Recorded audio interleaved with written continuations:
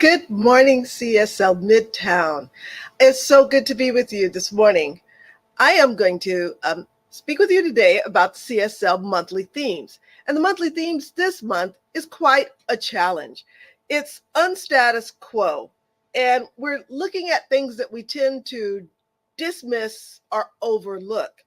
But if we are to have this grand rising of human wholeness, of the wholeness of humanity, then we need to sort of take a look at those things that we would prefer to ignore. So this day, it is around differently abled people or disabled people.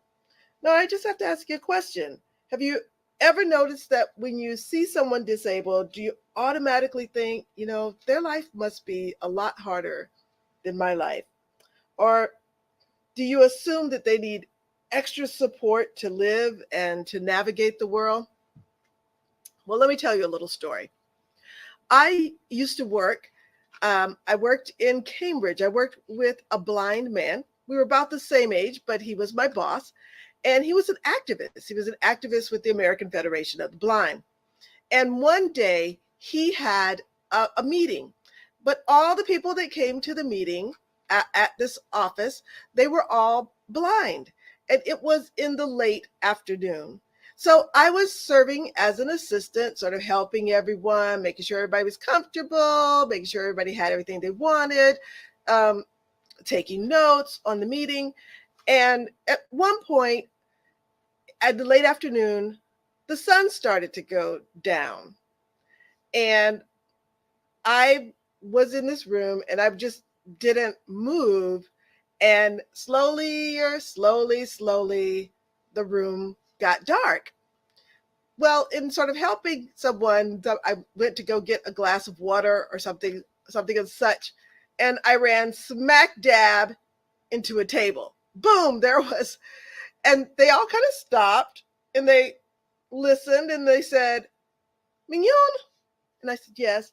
They're like, is it dark outside?" I'm like, "Yes." And they're like, "Did you turn on the lights?" And I was like, "No." And they kind of all like had this really big giggle. And they were like, "We don't need the lights, but you need the lights. And it's okay if you turn on the lights." So really, it's just a matter of perspective, right? So I turned on the lights and everything went well in the meeting, but I just never remember. I was just like, everybody's just moving right along, doing their thing. And, the sun goes down and they're just sailing right along. Well, I definitely remember that story from my life and just sort of being comfortable in a situation and getting permission to actually turn on the lights.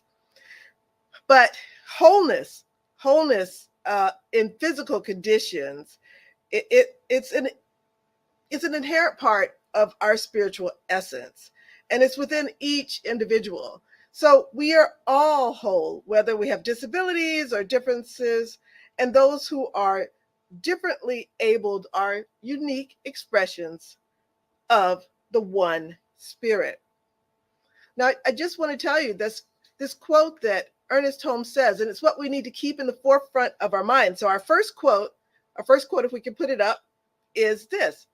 It's Ernest Holmes' teachings emphasize that every person, without exception, is an individualization of God. Every person. So it doesn't matter whether you are what we would call physically abled or if you are differently abled, you are that individualization of God. That is our deep belief. We don't believe that a disability is a result of a sin or something that we've done wrong in this generation or generations past. We believe that it's just a different expression of the one. And no matter what's brought you here to this life, if you're breathing here now, you too are that individualization of the one God. And just to keep in mind, our second quote is this. Our second quote is, "And the science of mind recognizes that physical or mental conditions do not define a person's worth or limit their spiritual potential." Your physical or mental condition does not define your worth. You know, I had a teacher, she would always say, if you are breathing, you are worthy. And she'd have us say it, breathing, worthy, breathing, worthy. Now, for me, I had an opportunity, a great opportunity, to go to Paris the second week of August. And it was to watch the Olympic Games in person. And it was a marvelous trip. It's something I will never forget and something I will always treasure. But the thing about the Olympics, the games, the venues, the athletes, it was all complete. It was all marvelous. But there's something that happens, and it's going to happen this next week, starting August 28th. And it's called the Paralympics. With every Olympic game comes a twin set of games, the Paralympics. And that is people who are differently able or who have some type of assistance in their body. And they play similar games. They have basketball, they have archery, they have horseback riding, they have all of the different sports, and they compete. This Paralympics, from my perspective, is a demonstration that no matter what the physical condition, that the competition in sports is available. And the Paralympics show that even that differently able people can compete in a multitude of sports regardless. It shows their wholeness, it shows their spirit, it shows their depth of human spirit. And it's a way to see wholeness in the world, this wholeness and this oneness as they are transcending their physical and mental limitations. So if you need a sort of a boost or a reminder of the absolute wholeness of all people, then the Paralympics is a good place to just see the joy and the wonderment of the human spirit in action. And that's this coming week, and it'll be on for 2 weeks, the Paralympics, also held in Paris, France. Now, disability. My first real encounter with people who are differently abled, it was always not to honor a deficit model. I think we think about disabilities in a deficit model. Back in the late 1980s to the early 1990s, I worked at a place called the Office of Management and Budget in Washington, D.C. I started under the Reagan administration, and I worked between the Reagan and Bush administration. And the Office of Management and Budget is an arm of the executive cabinet of the president. And one of the best things that I worked on, really what I feel like is one of my huge legacies, really is President Bush's legacy. But since I was a main author behind the scenes and unknown of helping him work this through the Congress, it was the American with Disabilities Act. Oh my gosh, such an uproar happened in 1990 when it was finally signed. And when I say Bush, I mean the father, George H. Bush. Anyway, we were talking about disabilities, and the big uproar was, it was people with disabilities were fighting for their wholeness. They were fighting for their rights in the 1990s. And this amazing, wonderful thing happened when it did finally pass. And there was a lot of contention around it, because what it asked people to do is it asked people to retrofit their churches, to retrofit their gas stations. Every building had to be accessible. There needed to be wheelchair ramps and big bathrooms so that wheelchairs could get in the bathrooms. It made this world a little bit easier to navigate for people in wheelchairs. There were bumps put on the street for blind people so that they could use their sticks and figure out how to do that. Voice commands put on walk, don't walk when you're crossing the street. The Americans with Disabilities Act was one of the things that I worked on. So I never quite saw people as not whole, just as needing a different way to navigate the world. And so when you think about people with disabilities, maybe think they have a different way in which they need to navigate the world. I'm very proud that I was a part of that original. It's been amended many times and expanded for a lot more rights, but I am very proud. It's one of my proudest moments to be a part of that legislation to help get that legislation through. And I think it's really one of the best things that came out of the George H. Bush administration, because it didn't have anything to do with what your party was. It just had to do with people's humanity. And that is the beauty of it all. But let me give you some example of disabilities that the Americans with Disabilities Act regulations talks about.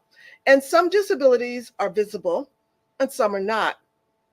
So here's some things, and think about this, because some of these things, when you hear them, you might not think that they're disabilities, but they are considered disabilities. So the first on the list is cancer, diabetes, post-traumatic stress disorder, HIV, autism, cerebral palsy, deafness or hearing loss, blindness or low vision, epilepsy, and mobility disabilities, such as those requiring a wheelchair, a walker, or cane.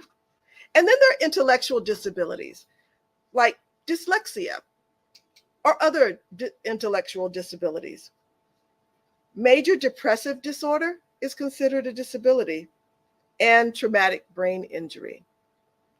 So when we think about disabilities, even or people differently abled, I think that we can broaden our scope, and we might even fall into one of those categories unknowingly, like, oh my goodness, and not know that that might be considered. So not all disabilities are physical, some are mental, many are not visible, but all are included in God's unique expression of oneself. Now, we don't have to believe that we've got them, again, like I said, because of some generational sin or because of our inherent imperfection. But we believe that spirit expresses itself in multiple ways, and it does this to teach us the lessons in life, and that there are many lessons that can be taught while you're working with or interacting with people who are differently abled. You can learn lessons of compassion and understanding, and they can teach you lessons of strength and courage. And if you find yourself being fully abled and then disabled, you will also learn many lessons in this life. So my work on ADA ensured many things, but it made the life for people with disabilities a little bit easier to navigate this world. And that law recognizes that people who are differently able, but that doesn't take away from their wholeness, and it shouldn't take away from their ability to move freely in this society. So just a word about those who become differently abled. As life goes on, they fall into these categories under ADA. Well, if you're born in what we term normal, and then maybe something dramatic happens and your physical being is altered. If you're born what we call able-bodied, and you go through something that puts you in this disability column, it can be a testament to your faith. You know that there are lessons that can and will be learned, and it's all about your wholeness and your beliefs. And if you're born differently able, there may be reasons for this. There may be lessons that you learn as you walk through your life for yourself and for the others you interact with. Now, I grew up, and I've told you this before, I tell everyone, in St. Augustine, Florida, little town in St. Augustine, Florida. But that little town houses the state school for the deaf and blind. And out of that school came two very famous musicians, which, I'm not sure we think of them at all as disabled. Ray Charles, who came through in my grandmother's time and was quite a ladies' man, I understand, not at all disabled, just differently abled.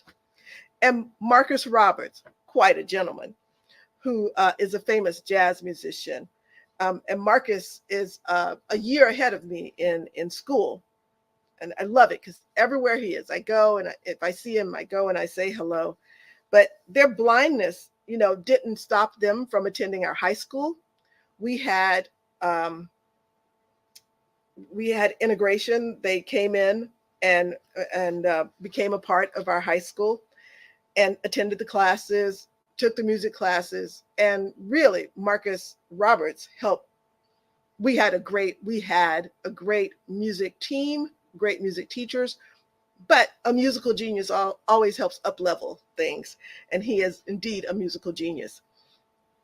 Um, so the blindness doesn't prevent Marcus from living a full life. He gives back. He gives back to the young people at the School for the Deaf and Blind. He gives back to people all over, whether they're deaf or blind or not. Um, but maybe it is perhaps because of their blindness, maybe, I don't know, that their musical ear is sharper than others. Both Ray Charles and Marcus Roberts became famous musicians that blessed the world with their talent. And I believe that whatever circumstance that the universe puts them in, that God is supporting them in living the fullest expression of their life right here and right now. So each of us, each individual, we all possess in body, mind, and spirit the wholeness of the world. It's just expressed in many different ways. And I hope that just through a couple of these stories, you get an opportunity to see the normalcy of what we might think is someone that is differently abled. We can't judge by external appearances. We just can't judge by external appearances. Each individual, regardless of their ability, physical or mental, each individual is worthy, and each individual has infinite potential.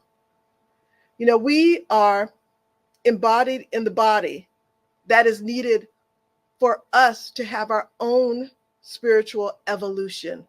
We each come the right shape, the right size, the right color, in a way that we move for our own spiritual evolution. Finally, in our CSL communities, we must do everything that we can to support folks that are differently abled.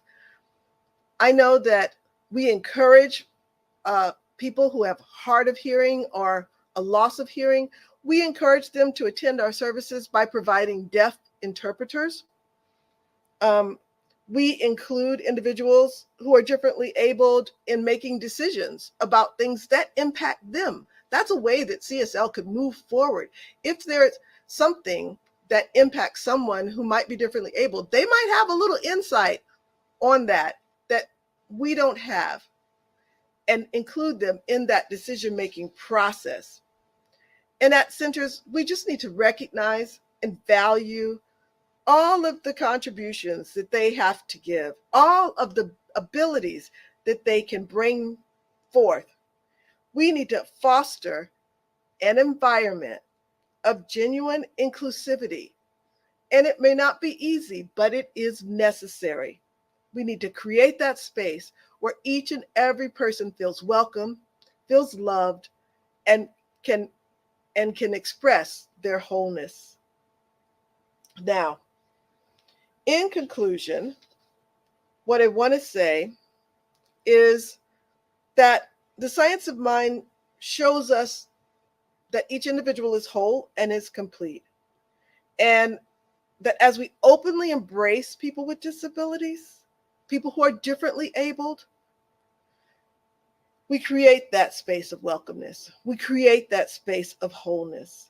We create, wait for it, a world that works for everyone. You know what? Let's take this message into prayer, shall we? So if you just take a deep breath with me. And I'm just recognizing that one God, that one presence, that one energy that is back behind all, that energy that gives us the beautiful smell of the lavender field that gives us the wonderful texture of sand running through our hands, that wonderful energy that expresses itself not only in colors and shapes, but in the gentle flow of the waves as they brush across our feet, in all types of feelings. This energy expresses itself as the gentle kiss of the ocean breeze against our cheek. This energy is an energy that is expressing itself in a multitude of ways. And that energy, that creativity, that wholeness of energy is the wholeness that is me. And it is the wholeness that is each and every person here.